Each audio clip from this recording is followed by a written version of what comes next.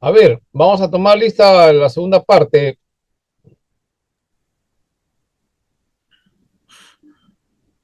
Eh, Javier Trujillo, Presente, pastor, presente. Julio Cristóbal, Presente, pastor. Zulin Fon, Presente, pastor. Sol Melgarejo,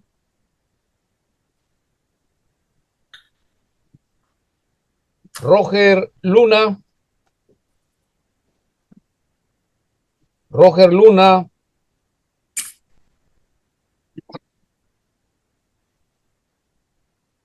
Roger Luna,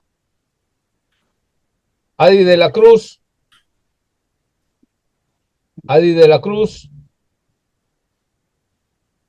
Cristian Villalta, Presente, pastor. Astrid Vega, Presente. David Melgarejo, David Melgarejo,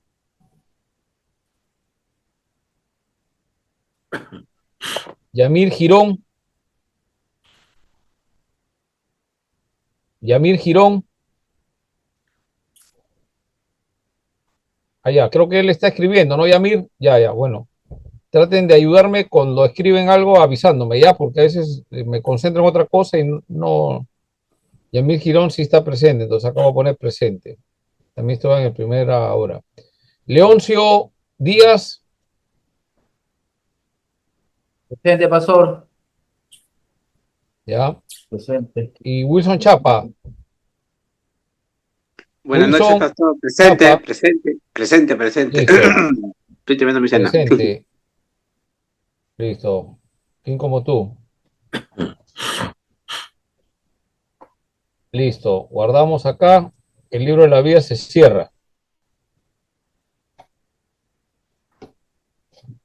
Bueno, ya hemos podido entender un poquito en la primera parte cómo es que vamos leyendo las escrituras, ¿no? Y nos damos cuenta que ese texto de Apocalipsis no es un texto que contradice las escrituras, sino que no lo entendemos y no entendemos que lo que está hablando Jesús es a un sector en la iglesia y lo sabemos porque él, digamos, profetizó en Mateo, ¿no? De entrada nomás, ¿no?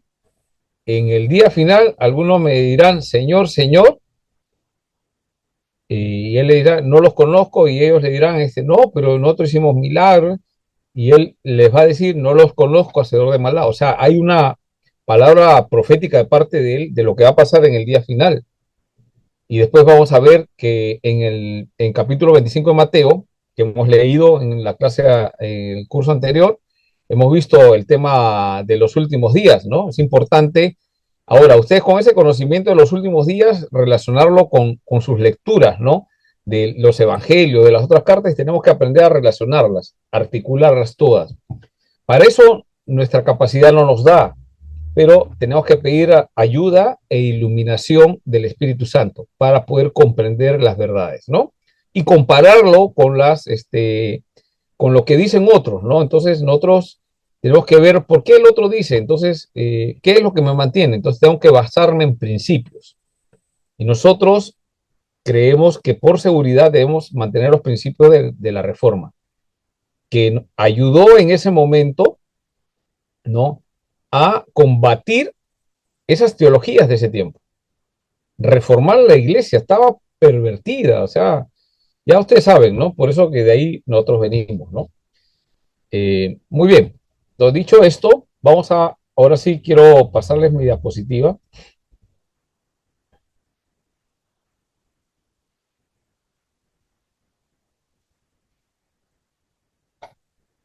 Vamos por partes y cucharadas, dicen algunos, ¿no? Teología contemporánea y vamos a ver el tema de la posmodernidad. Primero empecemos definiendo qué es teología. Entonces, teología es la reflexión acerca de Dios, es la reflexión de nosotros acerca de Dios. Es el intento que hace el hombre con el propósito de entender y conocer a Dios. Es un intento. Dios se revela y nosotros intentamos conocer a Dios, entender sus propósitos y sobre todo conocerlo a Él, ¿no? Sus atributos, su carácter. Entender que nosotros hemos sido creados a imagen de Él. ¿Y cómo es que, por qué hacemos lo que hacemos si no somos como Dios? ¿Por qué Dios es santo, santo, santo y nosotros no podemos? Entonces entendemos ahí que hemos sido creados a imagen, pero el pecado abatió eso y cada uno entenderá el tema del pecado. Algunos lo tocan con superficialidad, pero la Biblia dice que no es superficial. La Biblia dice que es la paga del pecado es muerte, etcétera, ¿no? Entonces, ¿qué es la teología? El intento que hace el hombre con el propósito de entender y conocer a Dios. La teología es considerada también una ciencia y como toda ciencia está sujeta a normas que la regulan. Esto es importante. No podemos nosotros decir, no es que Dios me dijo y yo entiendo y que Dios me... No, no. Toda teología es una reflexión, es un intento humano, es ciencia, ¿no? Es conocimiento, y como todo conocimiento está sujeta a ciertas normas para poder entender como ciencia. Está presente, la teología está presente desde que el hombre está en la tierra. Antes ya hice una introducción acerca de eso, ¿no? Todos los tiempos ha habido teología. Es la forma de entender acerca de Dios. Hay personas que dicen, no, es que la teología, ¿yo para qué la teología? ¿Para qué voy a estudiar? Y ya bueno, ahí ya están cayendo en un craso error, ¿no? Acá aprendemos mucho. No, pero es que eso me vuelve académico y poco susceptible al Espíritu Santo. Otro error. Porque cuando nosotros estudiamos, entendemos que el Espíritu Santo es importantísimo, ¿no? No es simplemente un tema emocional o un calorcito en las manos, en el cuerpo, ¿no? Que me hace hablar y decir cosas que de repente ni Dios lo ha dicho, ¿no? De repente es tu amigo invisible que te está hablando, como tú sabes, ¿no? Entonces, por el Espíritu entendemos, el Espíritu nos habla a través de las Escrituras. Cuando vamos a las Escrituras, el Espíritu Santo nos ilumina, nos enseña, nos hace entender. Entonces, la teología está presente desde que el hombre está en la tierra. Ahora, hay que recordar, un periodo de la historia se le consideró a la teología reina de todas las ciencias, ¿no? ¿En qué etapa fue? En la Edad Media, ¿no? En la Edad Media, el teólogo era, pues, la máxima, como lo mejor en profesiones, el que estudiaba teología, ¿no? Esa era la reina de las otras ciencias. Ahora, el otro elemento importante es cómo se hace teología. Vamos a ver. Entonces, la teología parte de una circunstancia humana. Por favor, esto tiene que ser de base. ¿Cómo nace la teología? Desde una circunstancia humana. Acuérdense que está en el hombre. El hombre de alguna forma quiere entender, quiere comprender. El hombre presenta una necesidad, entonces esa es una circunstancia humana. Ninguna teología nace fuera de una necesidad. O sea, toda teología nace de una necesidad. Ahora, ¿qué hago? ¿Por qué pasa esto? ¿Qué cosa hago con esto? ¿Dios qué tiene que ver con esto? ¿Por qué me pasa esto? Siempre nace de una necesidad. Y un ejemplo para mencionar entre muchos, ustedes han escuchado la teología de la liberación, es una teología contemporánea, ¿no? Teología contemporánea se habla son teologías que no tienen base en la reforma, han querido hacer algunas cosas, pero sí nace de una necesidad. ¿Dónde aparece la teología de la liberación? En Latinoamérica. Ahora pregunto al pueblo de Dios. ¿De qué trata la teología de la liberación? Porque la palabra liberación es buena, ¿no? ¿De qué trata la teología de la liberación? Liberar de la pobreza espiritual. En sus... Ya tiene que ver con la pobreza. ¿Qué más? ¿Qué más? Enfoca su enseñanza justamente en el pobre, ¿no? Consideran de que Jesús ama al pobre más que al rico y el afán por liberarlo, ¿no? Por la justicia social que tiene que ver con eso. Ya, muy bien, sí. Entonces la teología de la liberación suena bonito, ¿no? Liberación, el Señor quiere libertarnos, ya, muy bien. La pregunta es, ¿de dónde nace? Entonces, esta teología de la liberación aparece, ¿no? Su enfoque principal es la liberación social y política. La pregunta es, ¿qué enseña la Biblia? Dios quiere liberarnos en nuestra sociedad de la opresión del rico y el pobre, quiere poner comunismo. Entonces algunos leen las escrituras y encuentran a los primeros discípulos, ¿no? ¿Cómo los encuentran? Los encuentran que todas las cosas eran en común. ¡Ahí hay comunismo! No, no está hablando de comunismo. Así que no está hablando ni de un tema social ni de un tema político. El enfoque principal en la Biblia con respecto a la liberación es la liberación de qué cosa? Del pecado. ¿Y para qué te quiere liberar del pecado? Para reconciliarte con Dios. Ahora, la teología de la liberación, aparte del enfoque principal, tiene que ver el tema de la causa, ¿qué causa el mal? Entonces, ese pensamiento, vamos a ver si es bíblico o no. Entonces, en la teología de la liberación, ¿qué es la causa de todos los males? La opresión, las estructuras opresoras, ¿no? El rico con poder oprime y explota, ¿no? Entonces, cuando vemos pues que en el imperio inca, pues cuando vienen los españoles son los opresores, ¿no? Y el opresor está esclavizando al indio, ¿no? El indio trabaja en las minas y como tiene poder y abuse, entonces ese es un tema social y político. La teología de la liberación utiliza estructuras opresoras, ¿no? El blanco, poder sobre el negro, ¿no? Etcétera. Pero la Biblia enseña una liberación de eso, no. En el tiempo de Jesús había esclavitud todavía. En la enseñanza bíblica habla que la causa del mal, ¿cuál es? A ver, ¿alguien me puede decir cuál es la causa del mal? ¿Las estructuras opresoras, los ricos, o qué es el problema del mal El pecado, el según la Biblia? pecado, El pecado, el pecado, el pecado, ¿No? pecado. Sí, pero ¿de dónde sale el pecado? claro. Licencia. Del corazón del hombre. Nace de La Adán y Biblia Eva, dice pero que del del hombre, del corazón hombre. del hombre sale lo que contamina, ¿sí? ¿Te das cuenta el contraste? ¿Dónde se mete la ideología? Porque nace de una necesidad, pues, ¿no? Porque se ve que hay opresión, se ve que hay gobiernos opresores, autoritaristas, buscan su bienestar, así como está el país ahorita también, ¿no? Entonces, la causa del mal ellos dicen, ¿no? Pero la Biblia dice, no, es el corazón del hombre. Los fariseos que decían ¿qué lo contamina al hombre, según los fariseos? Las manos sucias. Manos sucias Por para eso que ellos se comer. lavaban 7 veces, ¿no? 7, una, dos. Ah, qué aburrido, ¿no? Yo a lo mucho me lavo una, 2 veces y ya están muy sucios, ¿no? Y si no, le echo thinner, ¿no? Para que salga la pintura y cosas por el estilo, ¿no? Pero ellos pensaban que eso y Jesús dijo, no, no, no, eso no contamina, porque eso sale al desagüe, ¿no?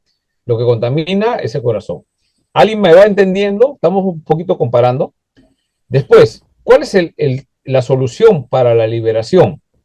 Entonces, la solución, según la teología de la liberación, es la transformación social.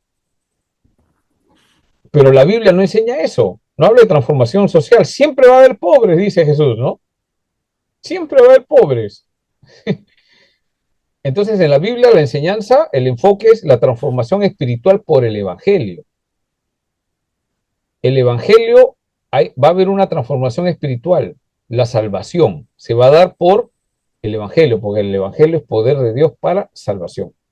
Y va a haber una transformación, una nueva criatura, alguien que va a poder ver el reino de los cielos. ¿Qué más? En la teología de la liberación, ¿cómo ven la imagen de Cristo? Es interesante, ¿ah? ¿Cómo ven la imagen de Cristo? Entonces, la teología de la liberación lo ven a Cristo como liberador Perdón. político, libertador o liberador. Starland Luz 3. ¿Qué?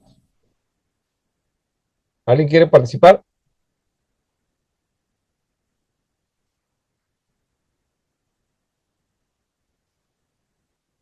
Ya.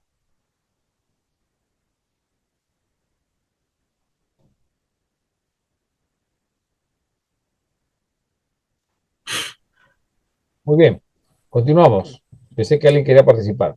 Entonces, ¿cómo ven a Cristo, la teología de la liberación? Son teologías contemporáneas. Lo ven como un liberador político, pero la Biblia no lo pone como un liberador político, lo pone como Cristo, como Salvador y Señor. Ahora, yo les hago una pregunta a todos. ¿Cómo veían los fariseos, los judíos que se encontraron con Jesús y que se decepcionaron de Jesús? ¿Cómo lo veían a Jesús? Como un farsante ¿Cómo lo lo veían? veían. Como un No, farsante lo pero veían, cuando pastor. sí, pero antes es el Mesías, hace Ah, milagros, señales, liberación, tiene poder, enseña las Como cosas un del reino. libertador. ¿Y cómo lo veían? ¿Cómo?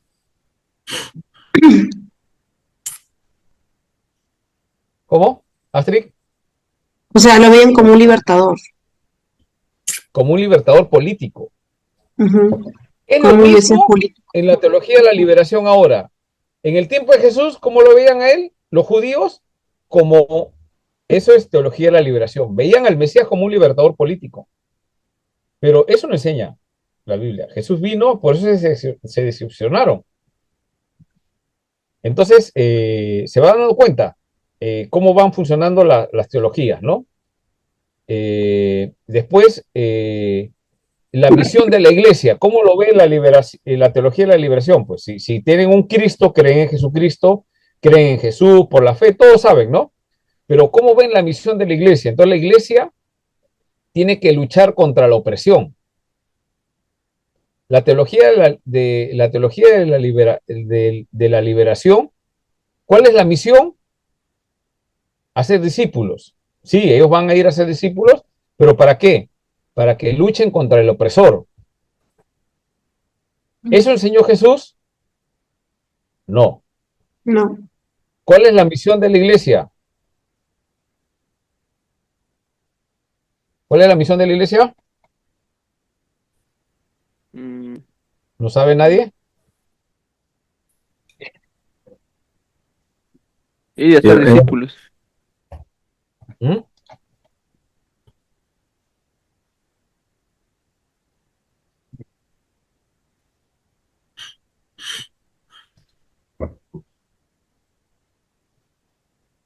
¿Cómo ve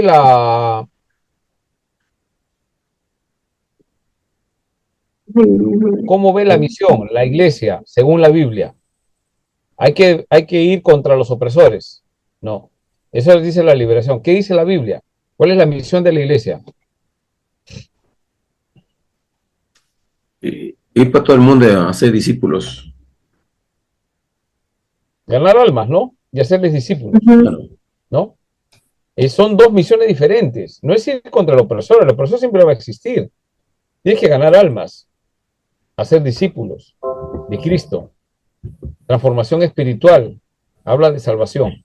Entonces, vamos viendo que la teología de la liberación, como un ejemplo que aparece en Latinoamérica, claro, aparece una necesidad, pero no es la forma que la Biblia quiere liberar. La Biblia habla de liberación, sí, pero una liberación espiritual, de salvación. Que habla la teología contemporánea, en este caso de la liberación, de otras cosas que no tienen que ver con la Biblia. Y así vamos a ir viendo otras teologías también, ¿sí? Muy bien. Entonces, ¿cómo se hace teología? No se parte de circunstancia humana. Ninguna teología nace fuera de una necesidad. Siempre debe presentar una respuesta a las circunstancias y necesidades que lo rodean. Esto es importante. Necesitamos dar respuesta. ¿Por qué pasan las cosas? ¿Por qué sucede esto? A usted no sé si le han preguntado, ¿cómo tú dices que Dios existe y hay personas muriendo de hambre? ¿Qué tú podrías responder, Cristian, frente a eso?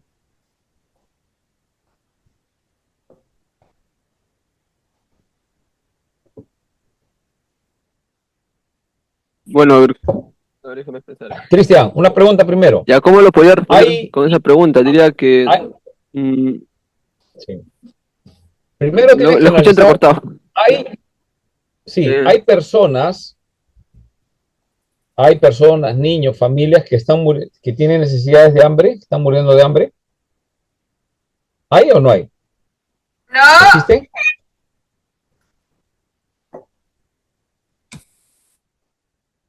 A ver, voy a Hay, preguntarle nece- a... hay necesidad, Ay, no, Wilson, sí, es que quiero saber si están conectados o no, pues no, pues si sí no, hay. pongo presente y a veces no están en la clase. Cuando yo pregunto y no responde, yo les pongo que no están en la clase, ¿ah? Yo entiendo su situación, lo que quieran, Aquí es lo que me fui a pero traer, si yo pregunto y no responden, no están en la clase, yo pongo falta. Ya. Muy bien. A ver, Wilson, hay gente pobre, necesitada, que no tiene que comer. ¿Existe eso?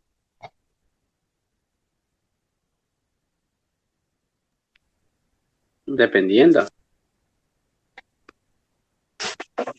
Entonces no existe. Va a depender de la situación en la que se encuentre. Ah, claro, pues, pero ¿existe o no? Sí, Ya. casos Una extremos. pregunta, tengo una curiosidad. ¿De qué depende? Pues tú dices que depende, ¿no? La pregunta es, ¿depende de qué? ¿Cuál serían las posturas que tú dices con respecto, depende, de gente necesitada, depende? Por ejemplo, la O pobreza, sea, ¿de qué depende? depende,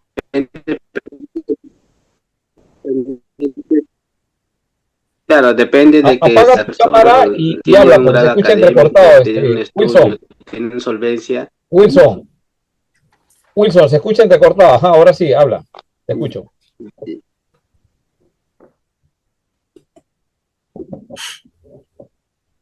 ¿De qué depende? Ilústranos.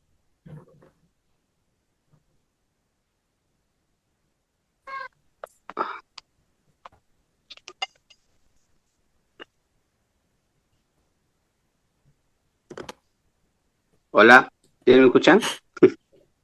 Sí, Ya. me da curiosidad cuando yo te hago una pregunta con respecto a si hay gente necesitada, o sea, hay pobre, gente con hambre, y tú me dices, depende. ¿Depende de Claro, qué? Es la pregunta que yo te hago. va a depender mucho de la situación en cual ellos, si que están trabajando prácticamente van a poder solventar hasta la familia, y si la persona no trabaja o no, prácticamente no tiene educación, una logra prácticamente no va a poder solventar, ¿no? Por eso es que me digo Ujú. pues que no pueden sostener. Claro, ahora, digamos, si hay una persona que nació como los mendigos que aparecen en la Biblia, ¿no? Un hombre paralítico de nacimiento, ¿no? Ya. Y que estaba sentada en la puerta, bueno, varios en el tiempo de Jesús, y había uno en particular cuando los apóstoles Juan y Pedro están yendo al templo y entran y hay un hombre y en el nombre de Jesús te salva. Ese hombre necesitado nació con un problema, era cojo, ¿no? Había paralíticos. En ese caso, ya no responde a un tema de si trabaja o no trabaja. Esa persona no puede trabajar. Claro, Entonces, su prácticamente petición, ahí recibe prácticamente por parte de ayuda de la persona, pues, ¿no? claro, no puede trabajar. Mm. Entonces, la necesidad no depende tanto de si trabaja o no trabaja. Claro, o sea, el flojo no va a lograr cosas, ¿no? El punto es de que siempre la teología, y yo he utilizado tu respuesta para poder ilustrar un poquito, la teología nace siempre parte de una circunstancia humana. Yo te hago una pregunta, Wilson, por favor, mantén tu micrófono prendido para poder interactuar. Eh, Ya. Cuando los discípulos vieron al paralítico, a un hombre que tenía 40 años, le preguntan a Jesús, Jesús, ¿quién pecó? ¿Él o sus padres?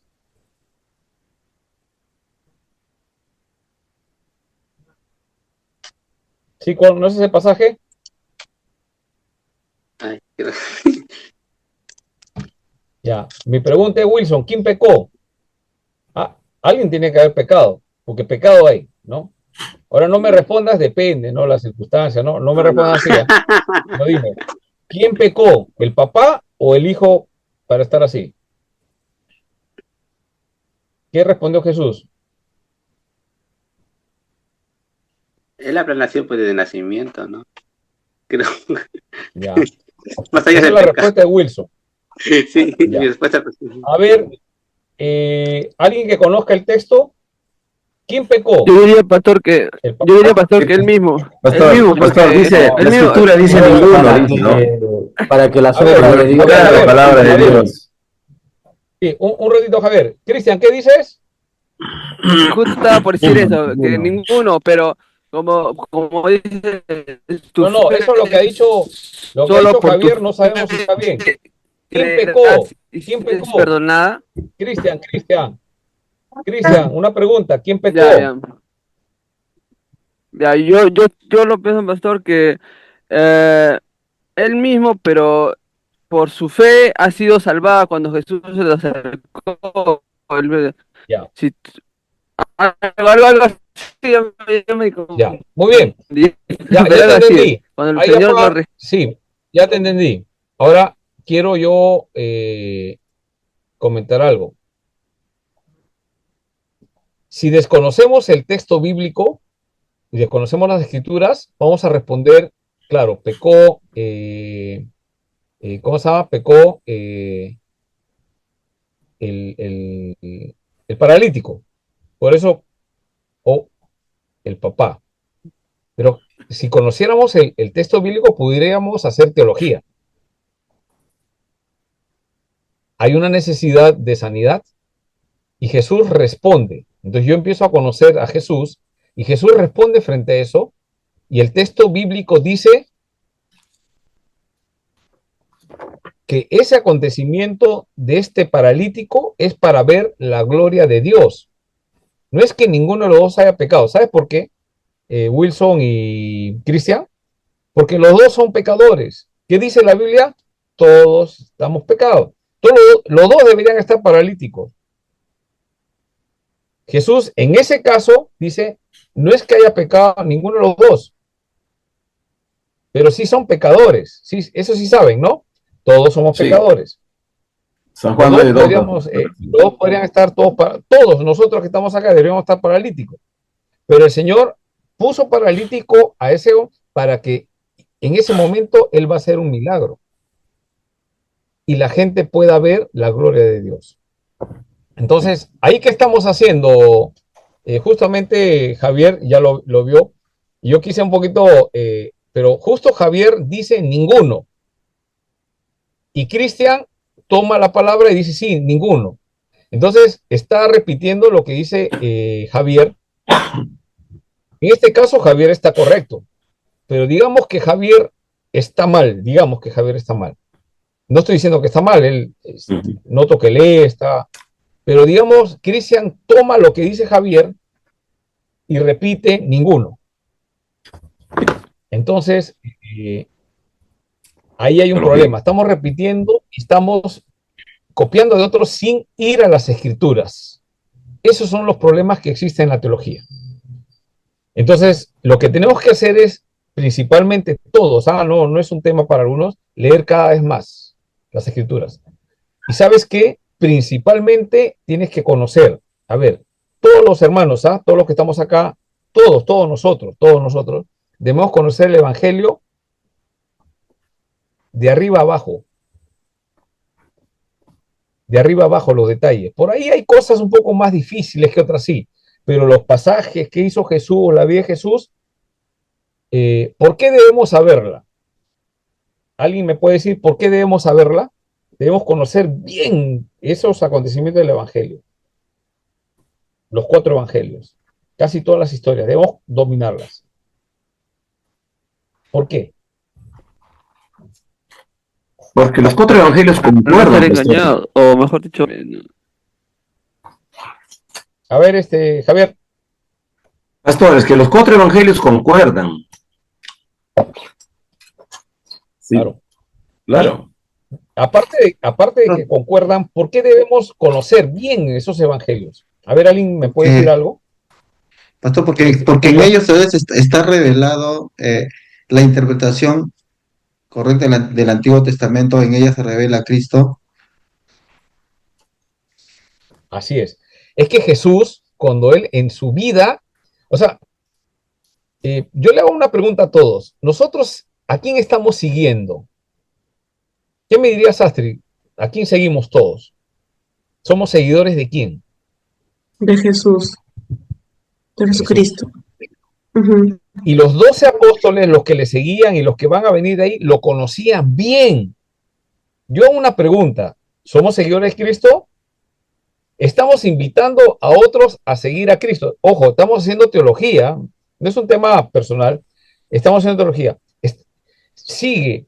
El que niegue a sí mismo, tome su cruz y sígame. El que no haga eso no es digno de... Empezamos a hablar cosas, predicamos cosas, pero la pregunta es, ¿estamos siguiendo a Jesús? Entonces, seguir a Jesús es conocer toda la vida de Jesús. ¿Quién es? ¿Dónde nació? ¿Cómo nació?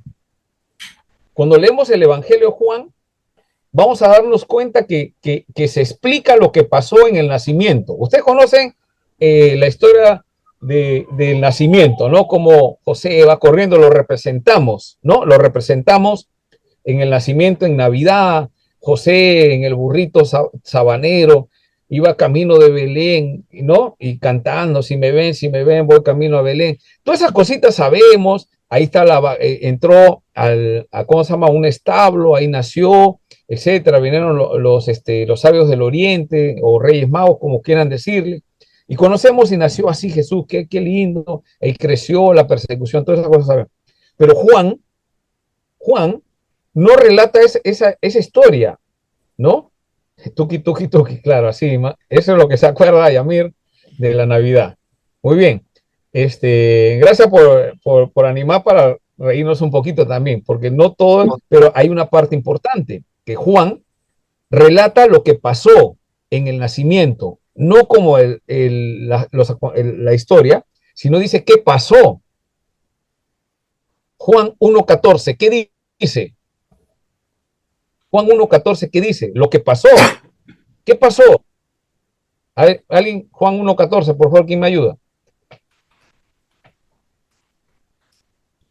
Dice, y aquel verbo fue hecho carne y habitó entre nosotros y vimos su gloria como él del unigénito del Padre, lleno de gracia y verdad. Ya. Cristian, ¿quién es el verbo? Y el verbo se hizo carne. ¿Quién es el verbo? Cristo mismo. La palabra. Se hizo carne. ¿Cómo se hizo carne, Cristian? ¿Cómo cuando lo escuché? ¿Cómo se hizo carne? Ah, ¿Cómo se hizo carne? Wilson, ¿cómo se hizo carne? ¿Cómo?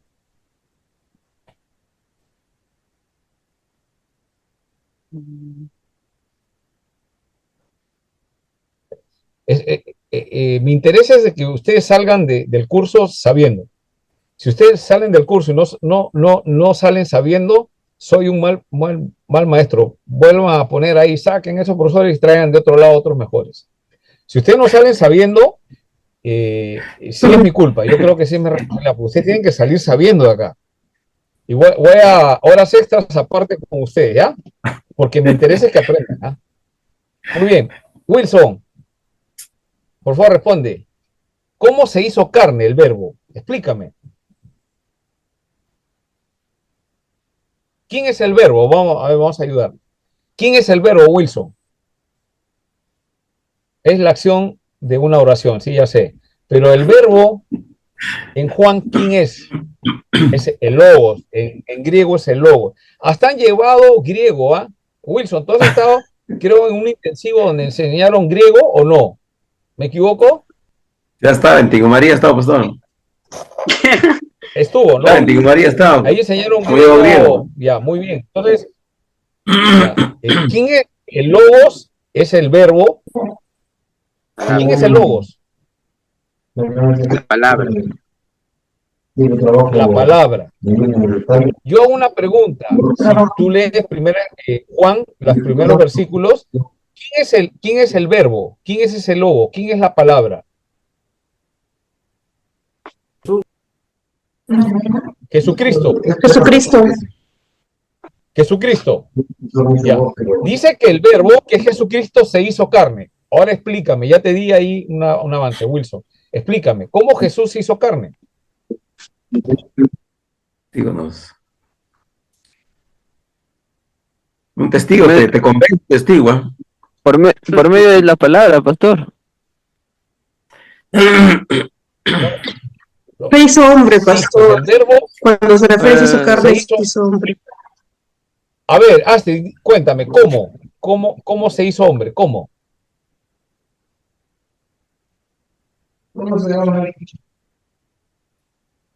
Ya, Pero eso de o una sea, forma natural. Sí. ya, o sea, significa que, bueno, que Dios fue hecho carne, ajá, y la Biblia dice que Él se hizo hombre, ¿no?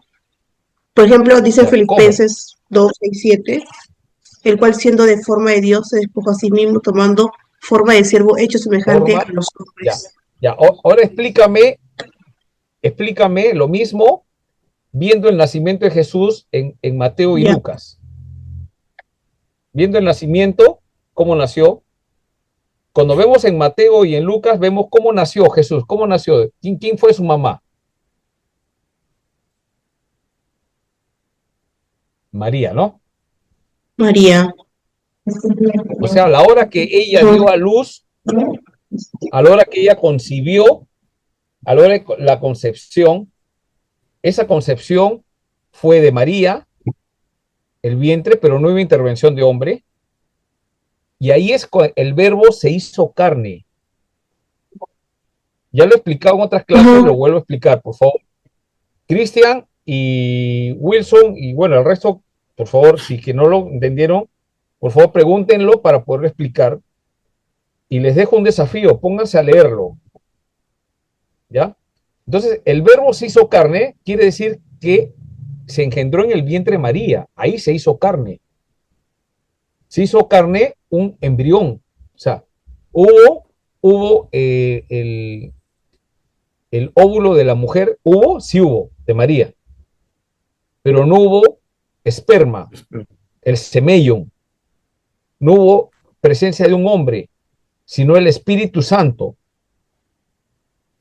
Ahí utilizó a María y se hizo carne, como nosotros. Así nosotros somos engendrados, pero por una semilla de un varón, es de nuestro papá. Pero en el caso de Jesús no hubo eso. Fue engendrado del Espíritu Santo. Hubo un milagro, mejor dicho. Y ahí se hizo carne. Por eso dice, el verbo se hizo carne. ¿Qué más dice 1.14? El verbo se hizo carne. Y habitó entre nosotros. Y habitó. ¿Qué significa habitó? O sea, nació y estuvo ahí. El bebé que está en el pesebre, que ahí está María y José, y después vienen los reyes y los sabios del oriente y lo ven. ¿Qué cosa ven, Astrid? A un bebé. No ven una palabra, ¿no? No ven una Biblia echada en pañales, no ven eso, ven un bebé. O sea, el verbo, la palabra de Dios, se hizo carne y habitó en medio de nosotros. Y dice Juan que ellos vieron, o sea, la gente que vio todo eso, vimos la gloria del unigénito Hijo de Dios. Unigénito. No tiene otro. Es el único. La segunda persona de la Trinidad. Entonces, esos acontecimientos nos ayudan a poder realizar una teología correcta, una cristología, y no fallar. Y decir, como algunas teologías más adelante voy a mencionar, que creen que Jesús, que no hay milagro. Entonces, si no hay milagro, Jesús no es Dios. Es una creación de Dios. Y eso tiene connotaciones, que el que murió en la cruz, si es una creación, entonces cualquiera puede morir en la cruz por nuestros pecados. No. murió el Hijo de Dios. Como tú citaste, Sastri, Filipenses, siendo en forma de Dios, se despojó a sí mismo y se hizo como uno de nosotros, se humilló. Entonces, Dios se humilló, siendo en forma de Dios. Eso es lo que dice. Eso es una cristología. Ahora, si nosotros no partimos de ahí, después vamos a ver algunas teologías liberales en Alemania, en Suiza, que están apareciendo. ¿Dónde es la cuna de la teología? Alemania. Y en Alemania aparecen ahora, actualmente, teologías que no creen en eso. Y la gente sí está bien. Entonces, ¿qué pasa? Al final, ¿quién es Jesús? Es un Jesús histórico. No es si bien es cierto, Jesús ha estado en la historia, pero Él está desde la eternidad hasta la eternidad. Y así es como hacemos teología. Así es como algunos empiezan a hablar otras cosas, las raíces de todas las cosas. ¿Me van entendiendo? Entonces, por favor, tienen que conocer los textos. Pastor, pero ¿cómo hago eso? Lee, pues, lean. Todos los días propónganse leer un capítulo de Mateo, 1, 2, 3, hasta el 28. Lo acabas, empiezas con ¿qué? Con Lucas, con Mateo, Marcos. Terminas Marcos, empiezas con ¿qué? Con Lucas. Terminas Lucas, ¿con cuál empiezas? Juan. Yo recomendaría empezar con Juan, ¿no? Terminas. ¿Y qué ahora? De nuevo vuelve a leer y estúdialo. Los pasajes no están, empieza a escribir. Cómprate un cuaderno y empieza a leer y apunta lo que tú has aprendido ese día de la palabra de Dios. Pregúntate lo siguiente: ¿cómo es Dios? Y cuando hablamos de Dios, tal vez está hablando del Padre, tal vez está hablando del Hijo, tal vez está hablando del Espíritu Santo. ¿Qué me enseña? Y apunta en tu cuaderno. Con los años vas a conocer un poquito más, y cuando dudes de algo, revisas tu apunte. Y eso te ayuda todos los días. Pero si lo haces solamente el fin de semana, para ir a enseñar algo en la escuela dominical, para ir a enseñar algo en algún curso, siempre vamos a tener dificultades. Entonces, hay algunos acá que sí, ya tienen años, que bueno, les felicito, pero también hay algunos más jovencitos, ¿sí? Por eso mi énfasis, ¿no? Y yo quiero que todos, los jovencitos, los que están empezando, estén al mismo nivel, porque hay con varios de diferentes promociones, ¿ya? Por esa razón estoy un poquito enfatizando en eso, ¿no? Entonces, cuando hay desconocimiento de algunos acontecimientos de la Biblia, podemos cometer el error de decir, esto dice, no entender, ¿no? Entonces ya entendimos el nacimiento de Jesús, explicado lo que pasó. ¿Qué pasó? ¿Quién nació? El Verbo, Dios, se encarnó, ¿no? El ángel anunció, ya creo que ya me comprendieron. ¿Alguna pregunta sobre eso? Si no, para continuar.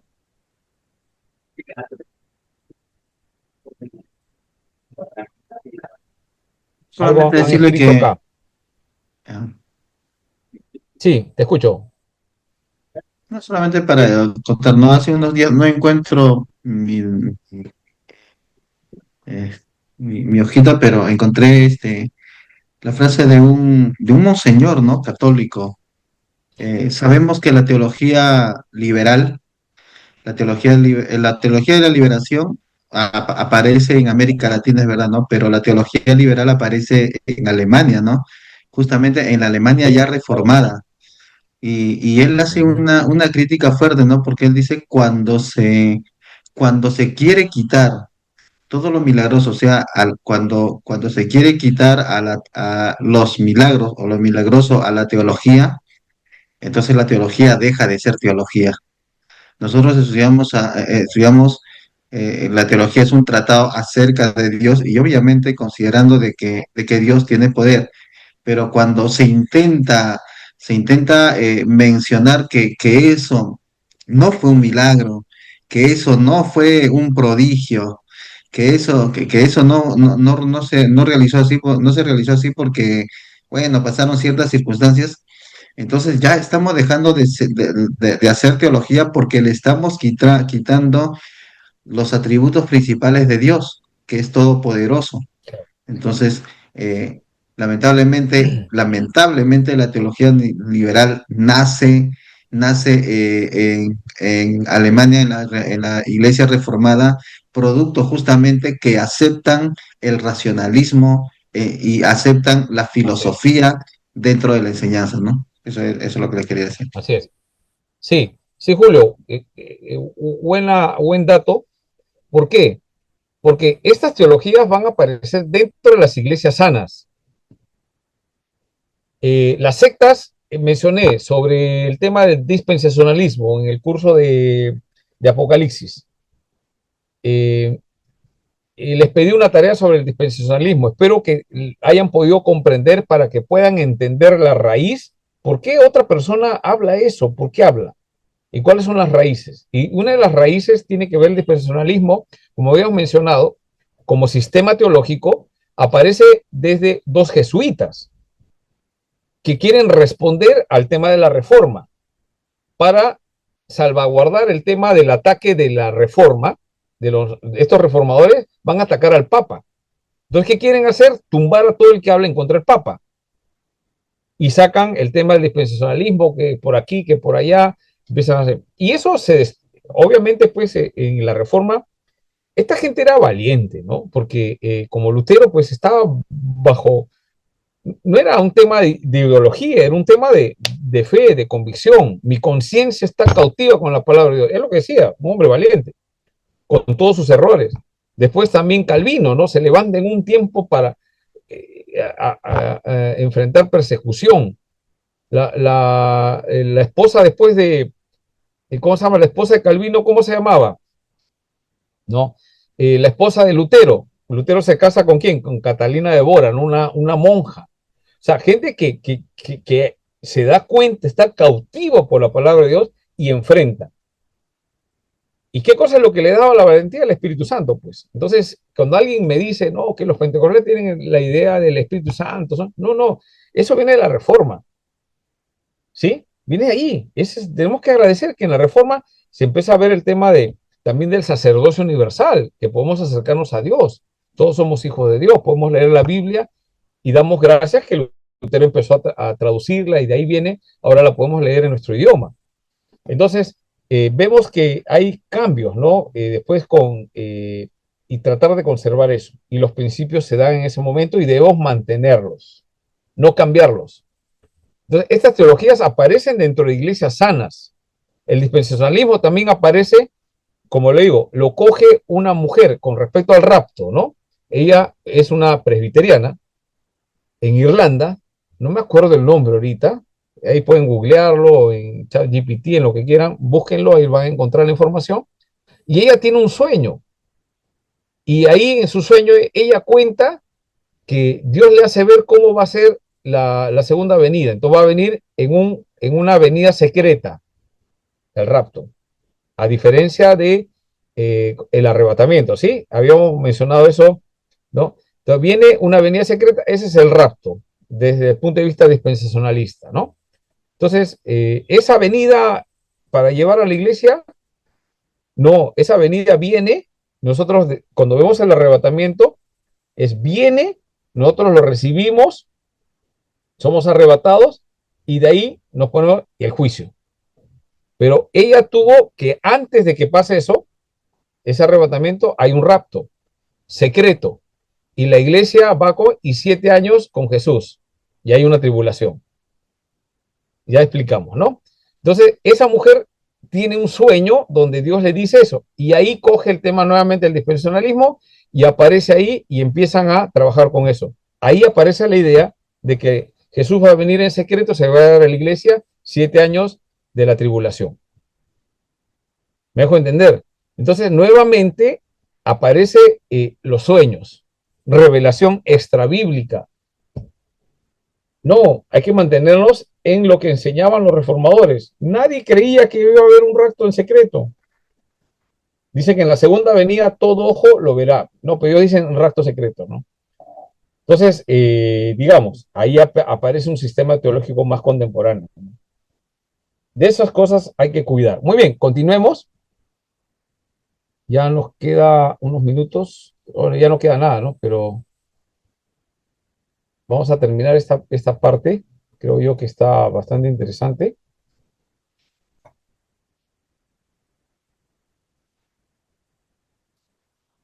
Entonces, ¿cómo se hace teología? Siempre debe presentar una respuesta a las circunstancias y necesidades que la rodean. La teología debe responder circunstancias y necesidades, pero se debe considerar la cosmovisión. Esto es importante. ¿Qué es la cosmovisión? La cosmovisión tiene que ver con visión, o sea, cómo ves al mundo. Cosmos, visión. ¿Cómo ves al mundo? Lentes con lo que las personas miran y entienden el mundo que los rodea. ¿Cómo entiendes tú el mundo? Con políticos y sociales, en el caso de la teología de la liberación, o lo ves desde el punto de vista de Dios. Por eso Jesús, bueno, en las escrituras encontramos, pongan en la mira en las cosas de Dios, no en las cosas de los hombres. Entonces, poner la mira en las cosas de Dios no es parte de una necesidad, pero mira lo que dice Dios acerca de eso. Ahora, ¿cuáles son los medios para hacer teología? Dos medios, por lo menos, acá vamos a encontrar la revelación general, que es la natural. Son las obras en la creación. La naturaleza, los astros, el universo. En Romanos capítulo 1 vemos que no habla sobre eso, ¿no? A la hora de ver la creación, nosotros debemos decir, eso lo creó Dios. Ahí vemos la grandeza, cómo sostiene todas las cosas. Eso es revelación general, ¿no? Y hay una segunda revelación, la revelación especial. Y es el medio por el cual Dios se ha manifestado al hombre para darse a conocer. O sea, con la teología, con la revelación general, no vas a poder conocer directamente a Dios. Necesitas una revelación especial. Y esa revelación especial es el medio por el cual Dios se ha manifestado al hombre para darse a conocer de forma personal, ¿no? Los sueños, se mostró a María, a José, por sueños. A José más por sueños, ¿no? A María más por presencia del ángel, ¿sí o no? Sí. A José más por sueños, ¿no? ¿Cómo Dios elige esa forma, ¿no? Después, visiones, ¿no? Visión de Daniel, de la visión de Juan, ¿no? Las teofanías son las apariciones del ángel de Jehová, las apariciones de Dios en el Antiguo Testamento, ¿no? Las apariciones. También las profecías, ¿no? En los libros que contamos las profecías, los profetas que vemos, y en su máxima expresión fue Jesucristo. Con Jesucristo ya Dios reveló todo lo que tenía que revelar. Eso es revelación especial. Los evangelios, por eso es importante, hermanos, todos tenemos que volver. Hermano Javier y los otros hermanos que yo noto que estamos ahí leyendo la escritura, ¿qué tenemos que hacer, hermano Javier? Volverla a leer, ¿no? Volverlo a leer, la vez que sea necesaria, volver, porque cada vez que volvemos a las escrituras encontramos algo. Oye, yo no me he dado cuenta de esto. Yo he hecho tareas en el seminario que están bien, ¿no? Están bien calificadas. Pero cuando las he revisado, yo digo, oye, pero si hubiera sabido lo que ahora, de alguna forma, por gracia de Dios, entiendo, hubiera escrito algo mejor, ¿no? Hubiera entendido algo mejor, hubiera podido solucionar, hubiera podido hacer algo mejor en la iglesia. Pero el Señor también permite ciertas cosas. Entonces, nosotros tenemos que esforzarnos en estar leyendo, o sea, seguirle al Señor, caminar con el Señor. Esa es la idea. Muy bien, entonces hasta ahí vamos a llegar y la otra clase vamos a ver el tema de la posmodernidad, ¿ya? La posmodernidad tiene que ver con el modernismo y cómo las etapas empezamos a tratar de querer saber algo más, querer ver una necesidad, responder a una necesidad. Por ejemplo, aparecen ciertas circunstancias, ¿no? Ahora el mundo, hasta ahí vamos a llegar, el mundo está hablando acerca de algunos estados, ¿no? Algunos estados, algunos países que están entrando comunistas, ¿no? De socialistas, de izquierda, ¿no? Están yendo al poder, están haciendo estas cosas. Y yo quiero hacerles una pregunta. ¿Qué cosa está el movimiento progresista? Ahora el progresismo lo ha cogido la izquierda. La izquierda tradicional nunca ha sido progresista. La izquierda tradicional estaba identificada hacia el comunismo, ¿sí? ¿No? También el tema de político, ¿no? Porque hay pobres, hay que, hay que quitarle al rico y hay que repartirlo entre los pobres, ¿no? Es la idea del comunismo, ¿no? Es una ideología. ¿Eso es bíblico? Definitivamente no. Ya hemos visto que social y político no tienen nada que ver con eso. Sin embargo, estos pensamientos de políticos de izquierda están acogiendo ahora un pensamiento progresista. Y progresista la palabra dice, de progreso, de avanzar, de tener nuevo, pero tiene que ver con el diminutivo, que lo que reduce es como progre. ¿Alguien sabe cuál es la agenda progre que tiene el comunismo, que no está en lo tradicional? ¿Qué es cuál es su caballito de batalla en estos tiempos? Para poder tener un discurso, campañas políticas, ostentar puestos en el Estado, etcétera, levantar partidos y entrar al Estado, ¿no? ¿Alguien sabe? Si tú analizas bien, sería bueno también recomiendo escuchar a Agustín Laje, ¿ya? Escúchenlo, él es un politólogo, creo que es católico, pero es defensor de la vida. Él no te va a hablar de la Biblia, pero algunos principios bíblicos y conversa con muchos pastores. Tiene que ver con eso. Defiende la familia, ¿no? El tema de cómo el feminismo y todos estos pensamientos, esas nuevas ideologías están metidas en el comunismo, ¿no? Y entre las cosas, por ejemplo, que trae el progre es la teología WOW, ¿no? Este pensamiento de, ¿cómo se llama? De la agenda LGTBIQ y más, ¿no? Entonces uno dice, pero ¿por qué ellos consideran eso? Si tradicionalmente, digamos, si lo vemos desde el punto de vista, son más machistas, ¿no? Digamos, en lo tradicional, ¿no?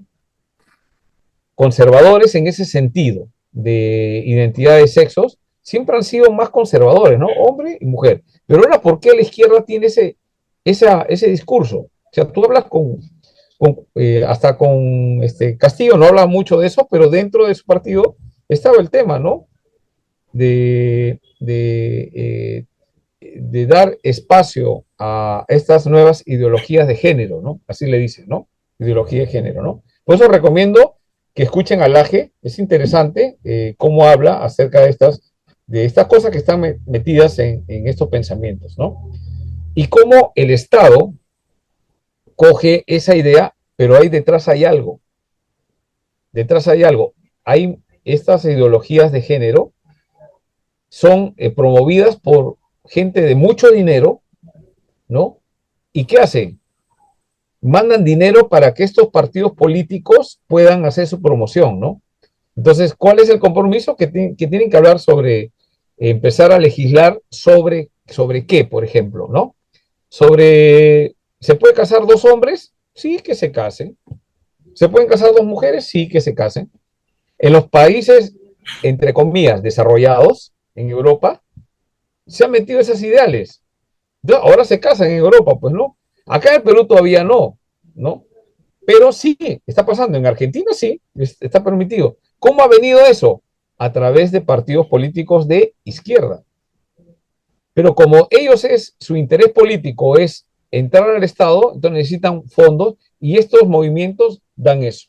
Ahora, a nivel mundial, ¿cuánto es el promedio de estos movimientos? 0.5% de la población, no llega ni a 1%, pero hay dinero y lo están promoviendo.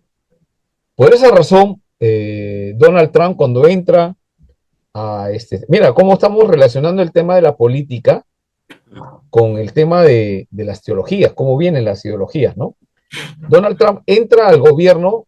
¿Quién estaba el presidente anterior?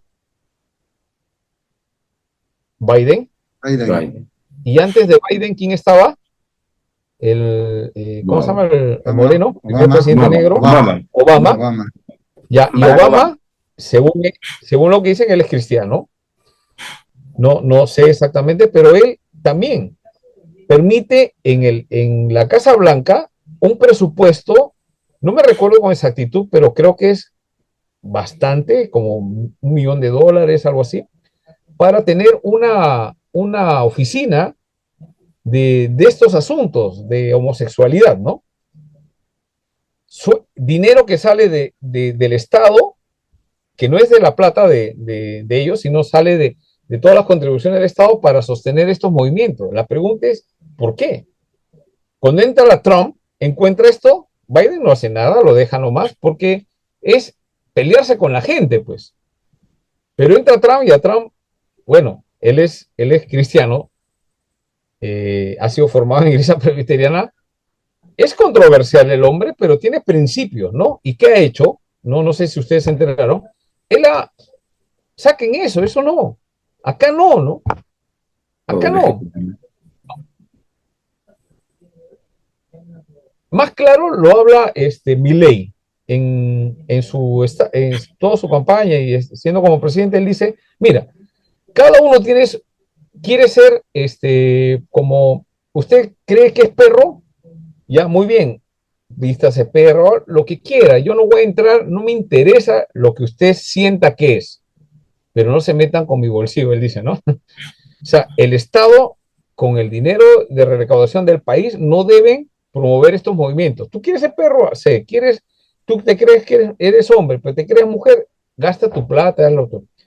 Entonces, es interesante cómo hay eso se le dice contracultura, ¿no? Y cómo la cultura está influenciando las ideologías, pero tiene acá una connotación, ¿no? ¿Qué dice la Biblia acerca de esto? ¿No?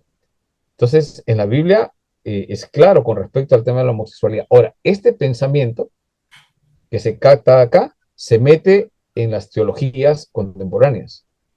Y por eso que hay iglesias donde ahora el pastor puede tener su pareja. Primeramente ya están casando pastores que casan gente del mismo sexo. La iglesia presbiteriana de Estados Unidos saben que están casando parejas del mismo sexo. No sé si lo seguirán haciendo, pero salió, ¿no? No lo he podido corroborar, pero la iglesia presbiteriana de Estados Unidos lo está haciendo. Ahora, en Australia también. El punto es claro, ¿y qué está pasando? Entonces uno dice, no, es que si entonces ya, vamos a calificar al Perú, si así resolvemos, ¿no? En Estados Unidos lo hacen, ya, acá en el Perú de una vez, hermano, empecemos a casar.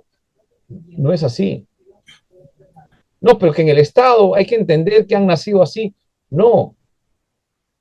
¿Qué dice la Biblia con respecto a eso? Que no, es un pecado. Hombre con hombre no pueden, mujer con mujer no pueden, es pecado. Entonces, mi teología, ¿de dónde sale? De una necesidad, sí, el movimiento de ellos necesitan a Cristo, por supuesto que sí necesitan, ¿o no, Julio? Javier, ¿necesitan a Cristo esas personas? Claro, todos. Necesitan a Cristo. Todos. Pero necesitan arrepentirse. La Biblia dice que el Evangelio tiene que arrepentirse Así es. de su pecado y el Señor va a actuar, ¿sí? Correcto. Pero no vamos a agarrar eso para decir, sí, el Señor así los ha creado, ¿no? Pues no es así. Ahora, un fornicario o adúltero está en pecado y hay un homosexual que está en pecado, lo mismo. Hacemos teología. ¿Cómo resolvemos? Entonces, voy a ver el tema social. Claro, hay una gente que hay que atender, por supuesto que sí, ¿no? Pero ¿cómo vamos a hacer? Entonces hay movimientos, iglesias que sí, están tratando con ellos, les hablan la palabra y se convierten, hay transformación, ¿no? Entonces, ese es el punto, ¿no? Y bueno, lo he puesto como ejemplo porque vamos a ver en las otras clases la raíz de todo esto, ¿no? Gente que quiere desestimar la inerrancia de las escrituras. Atacan fuerte las escrituras. gente académica, y uno dirá, ¿y quiénes son esos académicos? Bueno, están en los diccionarios bíblicos, está en la Biblia de estudio de la Biblia Dios habla hoy, una de las bases que tienen la Biblia latinoamericana, que es de la Iglesia Católica, también creen que, por ejemplo, el Pentateuco no fue escrito por Moisés, ¿no? Entonces, ¿de qué estamos hablando? Entonces, la reforma justamente lo que hace en ese tiempo es relevante y se debe mantener, y nosotros debemos conservar eso, porque creemos que es lo correcto. Hay principios que debemos seguir. Muy bien, hasta ahí llegamos el día de hoy. No sé si hay alguna pregunta, sino ya para podernos... Pastor, solamente decirle que a Michel Sujet le preguntaron justamente sobre eso, de la teología de la liberación, y él dio un versículo que me parece adecuado darlo, ¿no? Está en Génesis 3, 3:1, ¿no? Dice, pero la serpiente era astuta más que todos los animales del campo, y le dijo, ¿no? Dijo, con que Dios ha dicho, esa es la pregunta, ¿no? Algo que el diablo desde sus inicios ha intentado hacer, ¿no? Claro. Hacer dudar a la escritura, o que el hombre dude de lo que Dios dice. Dios dijo eso, con que Dios ha dicho esto, no es, eso no es verdad, ¿no? Entonces, a lo largo de toda la Biblia y a lo largo de toda la historia, siempre ha sido ese el objetivo, ¿no? Y ser bastante prudentes y bastante sabios al escudriñar la escritura en la actualidad, ¿no? Para no caer en esos tipos de engaños, ¿no? O sea, saber, ¿no? Saber escudriñar la escritura y saber discernir, ¿no? En los materiales que tenemos, en los materiales que leemos y lo que encontramos en el internet también, ¿no? Entonces, es una lucha que sí, que siempre ha habido. Así es. Y nosotros debemos estar comprometidos, no con las personas. Ahora, ¿podemos aprender las personas? Por supuesto que sí. Un buen referente es Sujel Michelén. Un buen referente también es César Vidal, ¿no? Esos son teólogos contemporáneos que mantienen bien, explican bien, tienen sus tendencias. Miguel Núñez también, hay algunas cosas, pero, o sea, son como referentes, ¿no? ¿Cómo se llama Se me ha ido el nombre. Paul Washer, ¿no? Algunos le agarran bronca a Paul Washer porque Paul Washer, él dice en el Evangelio es todo, estudien el Evangelio todo, van a encontrar en toda la Biblia el Evangelio. Y el tema de la santidad, tratar de vivir en esa santidad. Que en estos tiempos en las iglesias, si uno habla de pecado, la gente se molesta. Y yo digo, ¿por qué nos molestamos si es pecado? Entonces ya estamos pasando que el tema de la santidad no es importante.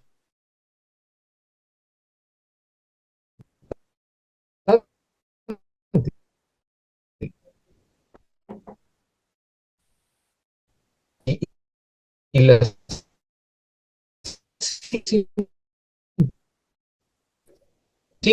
la Biblia dice, entonces, Dios quiere que nosotros seamos santos como Él es santo.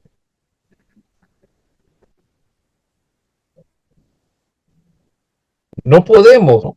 Empezar a seguir y buscar esa santidad en nuestras vidas. Y si nos equivocamos, abogado tenemos en el cielo, en el Señor, y empezar a batallar contra el pecado. ¿Por qué?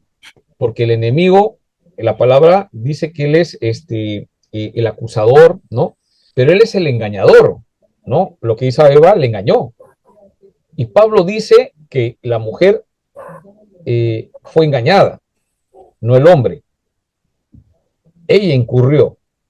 Y por eso le dice en la congregación, le dice, tengo un límite, ¿no? ¿Por qué? Y uno dice, ¿pero por qué? ¿Pablo le tenía bronca a las mujeres? No. Sino que en el tiempo de Pablo, las mujeres en ese contexto querían decir ciertas cosas porque venían como que eran profetisas, ¿no? Algunas, ahora en las iglesias aparecen muchas personas que han estado metidas en santería, en brujería, en pasada de Q y cosas por el estilo, y quieren traer todo ese bagaje acá, ¿no? Y con eso quieren hacer cosas, mezclar un montón de cosas, ¿no? Que nosotros debemos distinguir y no aceptarlas, ¿no? ¿Eso es bíblico o no es bíblico? No, es que Dios me utiliza. Conocí a una persona que con cuy curaba, dice, ¿no? Antes había sido como una curandera de emergencia, pues no había, pero se convierte al cristianismo y quería seguir haciendo lo mismo, ¿no? Pasando huevo, el niño se asustaba, pasaba huevo aquí. Y alguien me dijo, hay una hermana que hace esto. ¿Hermana? ¿Qué hace qué? ¿Pasa huevo? Me da risa, ¿no? O sea, sigue todavía en el tema de que piensa que de esa forma ¿no? ¿Y de dónde aparece? No, pero no es dañino, que hace bien, yo no lo sé. La Biblia no enseña que hagamos eso, ¿no? Entonces hay que tener mucho cuidado en los detalles, ¿no? Que tenemos. Las teologías son fuertes y con respecto a santidad, bueno, ya sabemos. Y todo lo que afecte la santidad, ¿qué afecta a la santidad, hermanos? ¿Qué va en contra de la santidad? La persona Pecado. que... Entonces, ¿quién determina si es pecado o no es pecado? ¿La sociedad? ¿Un pastor? ¿Un apóstol? No. Porque hubo uno, por ejemplo, la teología contemporánea, ¿no? Un pastor acá en el Perú que dice que era apóstol y se vestía de rey y que Dios le dio una concesión de tener una concubina. Sí, ¿no? Y lo descubren los periodistas peruanos cuando él choca con Alianza y le descubren. Eso es teología contemporánea. O sea, él está aplicando un principio que no se aplica, ¿estamos de acuerdo? Y él, para justificar su pecado, porque es su pecado, decir que Dios le ha concedido a él, ¿no? A los otros pastores no, a él, tener concubina. Entonces, hay que tener cuidado, está yendo en contra de la santidad de Dios, ¿no? Más fácil es reconocerlo así. Soy un viejo verde y me estoy metiendo con jovencitas para satisfacer mis deseos desordenados sexuales, ¿no? Era mejor que lo diga, ¿no? Y pedir perdón y seguramente le van a perdonar, bueno, y Dios le va a perdonar. Pero sale con otras cosas, ¿no? Hace su teología, ¿no? Él es el apóstol, rey en la iglesia, Dios le dice y le da concesiones a él, el resto no. ¿Y por qué? Porque él sustenta en el Antiguo Testamento que Dios le daba concubinas a los reyes y cosas por el estilo. La locura, pues, ¿no? Locuras. Pensamientos. Bueno, hermanos, ahora sí, terminamos. Julio, por favor, levanta una oración. Vamos a orar, hermano. Amado Dios, te damos gracias Gracias. por haber concluido Gracias. esta primera clase, Señor, sobre teología contemporánea, un curso, Señor, que creo que es bastante importante, fundamental para nosotros en estos tiempos, Señor, para aprender a afrontar todos los problemas en la iglesia, los problemas doctrinales que se vierten, Señor, y aprender a ser sabios, Dios mío, aprender a discernir. Gracias, Señor, por nuestro amado maestro, pastor Antonio, Señor, sigue dándole sabiduría y ese talento que Él tiene, Señor, para poder enseñarnos y que nosotros también podamos estar prestos, Señor, abrir nuestro entendimiento, Dios mío, siempre, siempre con humildad para poder recepcionar tu palabra, Señor. Vuelve a reunirnos en el próximo curso, Señor, la próxima semana, y Señor, que podamos terminar satisfactoriamente este curso. En el nombre de Jesús, amén. Amén. Amén. Muchas gracias, hermanos. Dios los Hermanos, bendiga. gracias. Buenas noches a todos. Bendiciones. Bendiciones, hermanos. Bendiciones a todos. Duerme, Wilson.